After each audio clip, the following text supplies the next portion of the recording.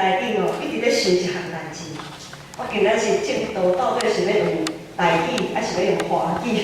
我一直在想，因为我看到真侪小朋友，我看到许多小朋友在我们当中。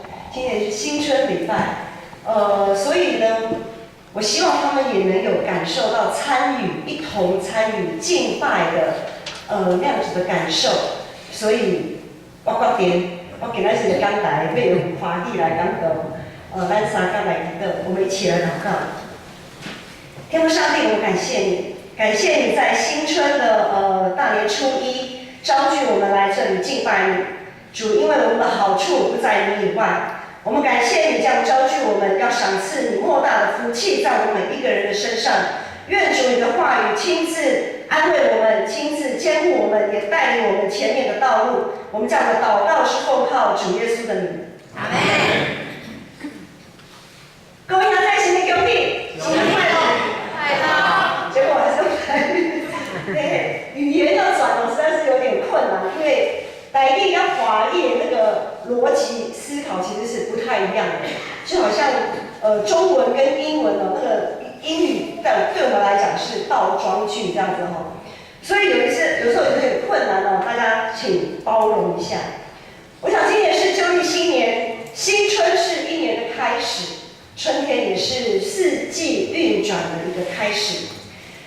我们1个多月之前还在倒数2018年的新历年的到来，大家还在倒数，还在期待那个2018第1秒钟放出来的烟火。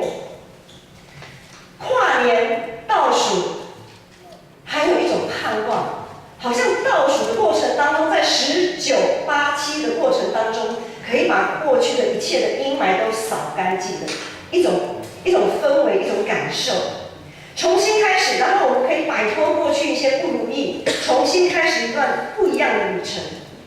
不过我们也知道，有些困难其实并不会过去，有些困难其实很快就会过去，但有些困难是一直拖了很久才会过去，甚至于有些困难，在我们倒数了多少年以后，它还是存在，似乎都没有办法看到一个解决的一个契机。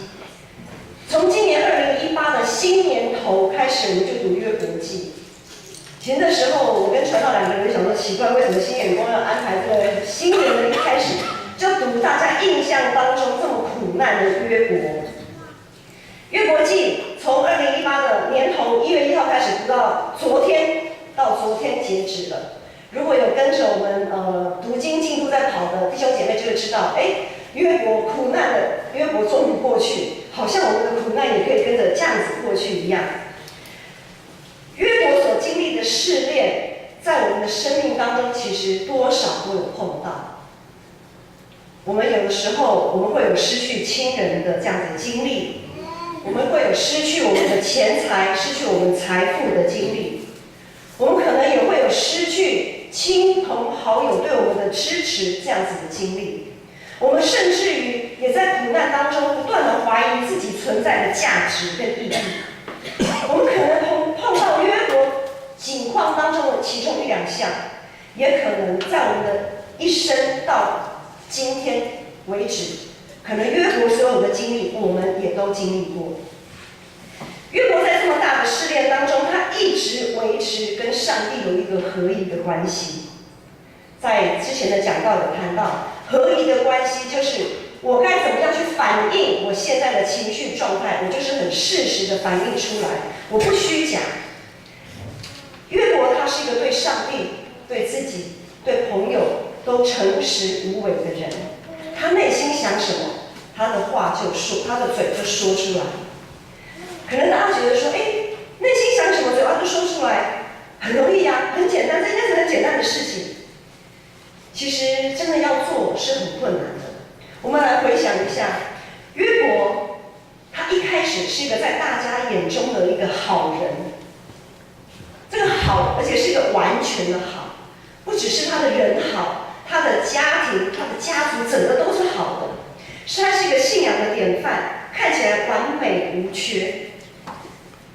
可是呢，突然其实大家也不晓得是什么样的原因，约伯遭受了这么大的一个灾难，假如在我们教会当中有这样子一个人，本来是好的无比的人，突然一个大灾难临到这个家，临到这个人的身上，第一个大家的反应可能是真的好可怜哦，求主怜悯他我要为他祷告，迫切的为他祷告，迫切的为他的家庭祷告。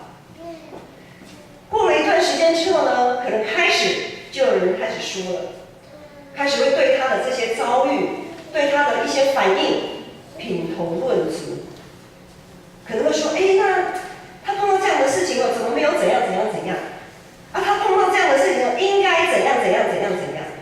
哇，这个话就很多了，开始一传，然后又开始一传十，十传百，每个人都按着自己心里的想法，都按着自己心里的以为，按着自己心里应该要怎么做的做法，去开始一个传一个，一个传一个。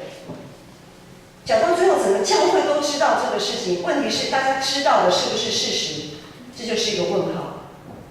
大家知不知道背后的原因？大家到底知不知道这个人他所面对他心里的那样子的冲突、恐惧、不安跟消沉？如果我们是这样子一个人，你还会想要待在这间教会吗？可能不会。如果我的事情就这么样的被摊开在阳光下，受众人的检视，然后又受众人的品头论足，又受众人的指责，受到许多疑惑、怀疑的眼光，我们还待得下去吗？很难啊！要诚实的摊开在阳光下是一件很困难的事情。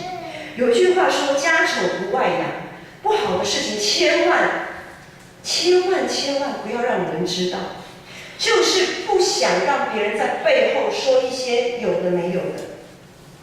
约伯碰到这么大的事情，他整个村庄无人不知，无人不晓。不只是外表上看得到他这样子损失了这么多东西，失去了这么多东西，不只是这些，甚至连约伯他内心的状态也完全的暴露出来。因为当他的朋友不断的在跟他对话的过程当中，就在我们读约伯记从第4章到27章的整个过程当中，他的整个心怀意念全部都摊开在阳光下，不只是外在，连内在都摊开在阳光下，一点都没有办法隐藏。这是一个多么大的、多么深的一个痛苦。约伯掏心掏肺，在过去这么多的时间当中，他掏心掏肺的一直不断的解释他的为人，一直解释呈现出他最真实的一面。但是他所得到的回应到底是什么？他所得到的回应却是一再的被人曲解，就好像我们去医院接受全身的那种健康检查，那种全套的，就是什么都有做那种健康检查。好，该做的检查都检查了，可是呢，你却面对的是一群庸医，真的是无奈到极点啊！然后那些庸医就看着你的检查报告的那些数字，开始对你品头论足。哎呀，某某某，你这个身体怎么这个样子嘞？你到底有没有好好在照顾自己的身体啊？等等之类的。你还会在这家医院继续为他接受治疗吗？算了，鼻子摸一摸倒霉，碰到这个医院，碰到这些庸医，不替我想个办法，还在后面一直数落我，还在一直推我下水这样。约伯的痛苦在当时没有人可以安慰他，约伯他所遭遇的这样的情况，没有人可以理解。约伯不断的呼吁他的为人，也得不到任何的回应，甚至于上帝也没有任何的回应，一直到37章，约伯记总共42章，从约伯开始一路走来到37章，那么长的篇幅，上帝一句话都没有。感谢主，我们从新年头2018年的1月1号开始读约伯，一直读到昨天读完了，对不对？好，我们知道上帝总算给他回应了。在第38章开始，我们看到耶和华上帝开始说话。可是，在我们读经的过程当中，我发现上帝怎么在鸡同鸭讲啊？约伯明明在吐露那么多苦情，他这么多的问题问上帝，可是上帝却没有正面回应他的问题。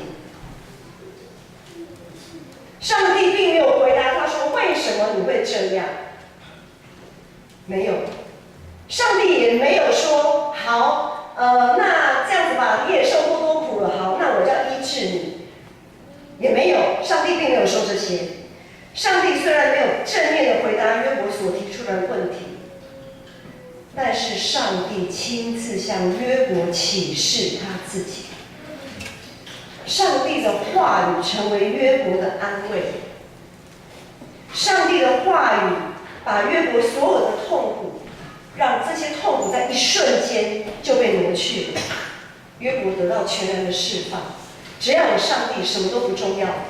除你以外，在天上地下，约伯别无眷恋。在这里，我要举一个例子。还记得我刚读神学院受呼召去读神学院的时候，读神学院我们都知道，在第1年刚进去的暑假，就还没开学之前的那个暑假，就要修希腊文。希腊文是非常痛苦的一个震撼教育。好，那一年就希腊文嘛，读，哇，好不容易读结束了，也考完了，结束了，哇，总算可以放暑假了。那从希腊文整个暑假结束之后到正式开学，大概还有10天左右的时间。我就想，总算放暑假可以轻松一下，因为想说开学以后又是另外一段非常艰苦学习的开始。可是就在我这么想的时候，就在当天晚上，子爱就开始发烧。那天一杰传到他刚好不在家，他去金门，他们公司3天的旅游到金门去，这样他刚好不在。那天晚上开始，子爱就开始发烧，烧得很高，是39度这样。实在是没有办法，我就带他去急诊看急诊。急诊的医师弄就说，哦，真的好像肺部发炎啦，我就开个抗生素给他回家吃这样。好，抗生素拿回家吃，可是呢，因为急诊所以3天的药，在这3天当中呢，不见任何效果。多少有一点效果，就是吃了药退烧，大概2-3个钟头以后，他又开始烧起来了。他整个温度就是这样，烧得很高，然后吃了药以后掉下来没有多久，又是飙上去这样。所以那个效果其实是应该是没有的。好，3天的药吃完，回去门诊继续看。那医生就又换另外一个医师了嘛，门诊医师。门诊医师也还照了片子，然后又跟我们讲说，这个肺部我们觉得还是肺部的问题引起的这个高烧，可能是一些什么细菌病毒之类的。好，然后又开了1个礼拜的抗生素，回家继续吃。3天加7天刚好10天，我的假期就这么没了。没了也不打紧，在后来这个7天啊，就是后来的这个7天，这个药还是没有效果，一样维持2-3个小时，体温降下来，可是后来又继续飙高上去。哇，这下子我的心就是一天看着它不见好转，到了第10天，也就是我要新生训练的那一天，就在那天我们就想说不行，这样下去我们换了一个医师看。早上，因为新生训练是从下午开始，所以早上我还有时间，我们带他去医院看了就看一个医师，那医生就说这可能是耳朵的问题，我看不太到耳朵里面。他说因为耳朵有耳垢塞住了，看不太到，所以要我们去耳鼻喉科，转到耳鼻喉科，又转到耳鼻喉科去看。这耳鼻喉科那小儿的耳鼻喉科里面呢，他就说这样子，因为小孩子一定会挣扎嘛，他那时候才4-5岁。然后他就说：“妈妈，你这样子我不行哎，我这样子那个小孩子我没办法看到那个耳朵里面到底是怎样。”我心想：“你是医生，你都没办法了，你问我有什么办法？”好，然后反正我跟传道长就不断的祷告，然后就想说：“好，你没有办法，那我们再找另外一个耳鼻喉科的医生。”好，就这样子一个早上在乌针，然后后来总算找到一个医生，他说我们来照个片子，就照。头部的这边的片子，他就照片照起来，那时候已经弄到快接近中午了，这样。就那片子一照出来，那个医生判读就说：“你女儿哦，整个耳朵里面发脓发炎的很厉害，整个脓已经耳膜都要爆破了这样子。”我整个听了当场傻眼，然后他就说：“这样子的情况有可能他的耳膜就破了，他就会失去他的听力。”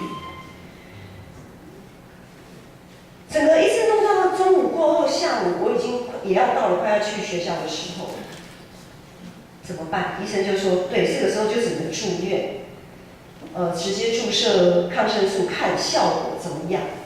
他说目前那个时候只能这样处理，那个医生这样讲。好，看效果怎么样？意思是说还不见得可以好这样。子爱是一个很特别的孩子，因为我的3个孩子都是我自己亲手一手带大的，子爱当然也不例外。可是他的特别在于，他晚上一定要跟我睡觉。哥哥姐姐还不用，晚上还不用，他们可以自己睡。可是子爱他就是一定要晚上要跟我睡觉。他是个晚上一定要跟妈妈睡觉的小孩。然后这一天呢，是他也是从小是个健康宝宝，几乎也没有什么生病的小孩。所以突然听到这样的消息，对那个时候的我来讲是非常震惊。然后更让我觉得很为难的是，我要去新生训练了。新生训练一去就是2天，所以当天晚上我也没有办法回来。他第一次的住院，第一次住院的那个晚上，第一次没有妈妈可以陪的晚上，我居然要做这样的选择。我到底要怎么选择？其实我那时候，我真的非常的痛苦。呼召的路本来就不是一条好走的道路，在一开始，上帝就给我这样子的功课。可是我们的救主耶稣基督，他为着我们，也因着要成就上帝的旨意，他也毅然决然地走向十字架。我在想，这条呼召的道路，我们每一个基督徒，如果耶稣都不可避免，我们应该也无法避免。所以那天在那个时候，我选择离开了慈爱，我走向学校，我从医院一路走向学校，我一边走一边哭，一边走一边祷告。那天晚上学校活动整个结束之后，我就在被安排的宿舍里面，很巧，我觉得可能是天父上帝的知道我的需要。一般新生都是2个人一间房，不会1个人一间房。可是那一天我就刚好被安排在1个人一个房间这样。我就一个人在宿舍的床上祷告，祷告了，我不晓得祷告多久。在祷告的过程当中，我也很纳闷，我也很疑惑，我甚至也跟上帝生气。我说主啊，你给我这样子一个孩子，可是你今天居然这样对待他，你呼召我走这条道路，我也回应你了，我也来了，可是你居然这样子，你是这样子看过我的孩子的吗？其实那时候我有点跟上帝在埋怨，我在想到底是怎么样一回事，然后一边祷告一边哭，就一边在那边还是只能祷告，我除了祷告还是只能祷告。我不晓得祷告了多久，上帝给我了一句话，上帝说，他是你的孩子，我知道，难道他不是我的孩子吗？上帝对我说，子爱是你的孩子，我知道，难道他不是我的女儿吗？在那个时候，上帝并没有告诉我说，好，没问题，我会医治子爱，你就放心的继续走你呼召的道路。上帝没有说他要医治他，上帝只是说，子爱也是他的女儿。但是上帝给我讲的这句话，却给我很大的安慰。我心里的一切的重担你都放下，我得到释放，我在主里面得到完全的自由。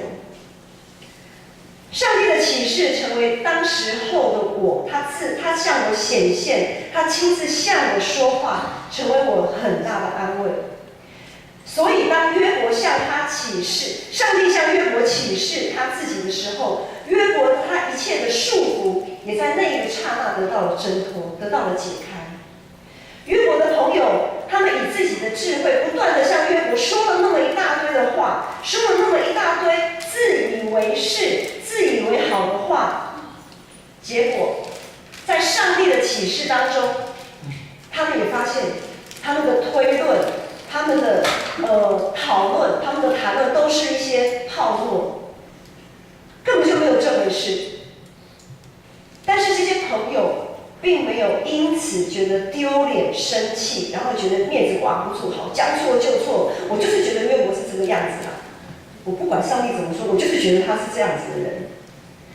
没有，约伯这些没有，并没有一直抓着自己的罪恶不放。这些朋友他们马上悔改认罪。那么约伯呢？这些朋友带给约伯这么大的伤害，约伯也并没有抓住这个机会点，就好像当做一个武器要反击。你们把我说成这个样子，我就要趁胜追击，这样子要数，我也要回去数落你们一下子。没有，约伯也没有，约伯反而为他们祝福，因着上帝的旨意。约伯跟约伯的朋友都愿意放下自己的感受。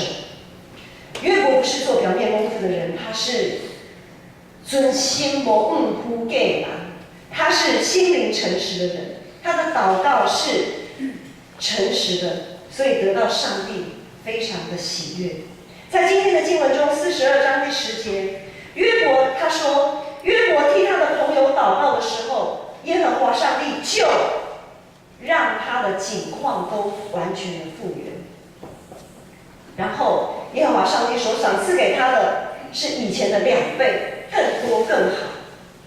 可能有人会想说，那当然了，上帝对约伯这么好，给他加倍的祝福，他当然很容易就放下过去的痛苦啊。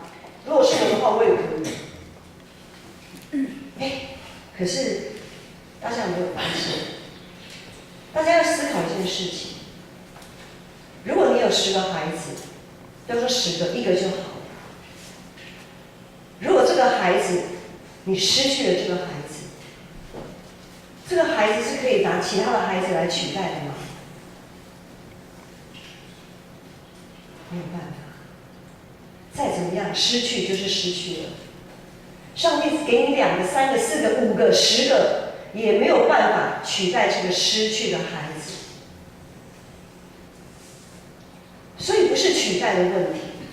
再来，我们要就是后面补上的这一些更大的祝福是没有办法安慰约伯的。所以刚才有讲到，真正能安慰约伯，就是上帝亲自的启示，上帝的话才能成为约伯的安慰，而不是这些祝福。约伯能有这样子的转变，并不是因着外在的这些祝福，因为在这些祝福来到之前，他就已经转变了。这些外在的祝福是在约伯转变之后才临到的，而这些祝福就是他跟上帝相遇之后才得到的。我们千万要了解这个顺序，而且这些祝福就是给那些信心不够的人看。这些祝福其实不是给约伯，不是安慰他用的，是给那些在约伯周遭他的朋友、他的亲戚，是给那些人看的。因为当这些祝福来到了以后，这些亲戚的哇哇哇哇，一开始闪得远远的那些人，通通都来了。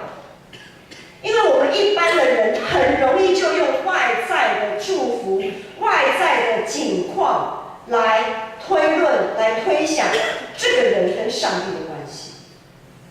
我们很容易被外在的东西蒙蔽，所以上帝给约伯祝福，不是给约伯看的，是给那些不相信或者是信心不够的人看的。我们是属于哪一种人？因为这样子，所以主耶稣他才会说，没有看见就信的人是有福的。我们要成为那有福的人，弟兄姐妹。很多苦难我们都没有办法过去，但是我们要如何求上帝开启我们信心的眼光，能够直接从上帝支取的无人可以夺去的祝福。我们常常在新年的时候会盼望自己，新年新希望，会希望自己的身体健康、工作顺利、学业进步等等，这些都是外在看得到的东西。我们曾经是不是曾有过？我们希望我们的新年新希望是看不到的，是我们内在的，是我们自己的跟上帝的关系可以越来越好，我们可以对上帝越来有更多的认识，这个是人家看不到的。我们是不是可以祈求这样子的一个新的新希望，能够跟上帝的关系越来越亲密？约伯和他的朋友，虽然在整个过程当中他们的关系破裂，但是也因着他们在基本上都是敬畏上帝的人，在基本上他们都是寻求智慧的人，在基本上他们都是渴慕上帝的人，所以当他们与上帝相遇的时候，当上帝向他们启示的时候，他们可以放下，然后他们可以复原。他们破碎已经无法收拾的情谊，透过上帝亲自的启示，重新的又复合。在新的一年，特别是有些在家族成员里面，昨天是除夕团圆夜。对于信主的家庭来讲，信主的家族来讲，或许是真的是非常喜乐的团圆夜。可是对于在家族里面有未信者的家庭来讲，却非常的有些事情还蛮尴尬的，有些事情还蛮难瞧的，有些事情还蛮难去处理的。在我们许多在跟我们的亲朋好友，特别在这个过年非得团圆不可的这样子的一个时间点里面，我们自己要如何来面对？我们自己要如何来看待这样子的关系？弟兄姐妹，我们没有办法要求别人怎么样，即便他是信主的，我们无法要求别人如何，但是我们一定要自己在上帝的面前，我们要诚实面对我们自己的内心，我们要为我们的内心状态来祷告。如果你的亲戚朋友让你觉得你们的关系越来越疏远，那么有可能是我们自己跟上帝的关系渐渐的疏远，因为我们只有在上帝里面，当我们跟上帝重新连结、重新恢复一个好的关系的时候，我们才能把这样子的关系带给我们周遭的人。我们就不会对别人品头论足，我们就会谦卑自己，我们就会谦卑自己来面对上帝所量给我们的环境。我们不会抱怨，我们不会看了觉得很失落、很失志。信仰是关乎个人的追求跟经历。求主、愿主的灵帮助大家，让我们可以重新从自己开始做起。过去有许多不好的关系，我们要在新的一年里面，求主帮助我们重新修复关系，就好像约伯跟他的朋友一样，让我们确实的，当我们的生命能够被改变，首先被改变的时候，福音才有可能传得出去。福音绝对不是挂在嘴巴上说说而已，福音绝对不是你有爱来信上帝哦，你就来信上帝哦，才能怎样怎样怎样，绝对不是这样。如果这么简单，不用轮到我们传福音。使徒初代教会的使徒们比我们大有能力，他们福音为什么传不出去？如果这么简单就可以传福音，他们就早就传遍了，传到第几了，还轮得到我们吗？传福音是用生命，用我们生命去传，用我们所展现出来的那个生命去传，用我们展现出来，即便是有风浪，即便是有困难，我们要怎么样去面对我们的风浪困难？这样子的一个生命，这样子的毅力，这样子与主的一个关系，我们要用这样子的生命去传福音。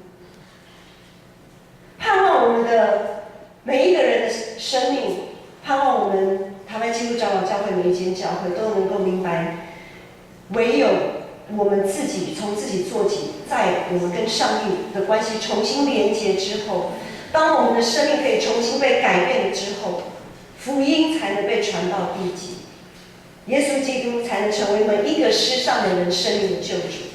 因为除他以外，我们没有其他的安慰与帮助。我们一起来祷告。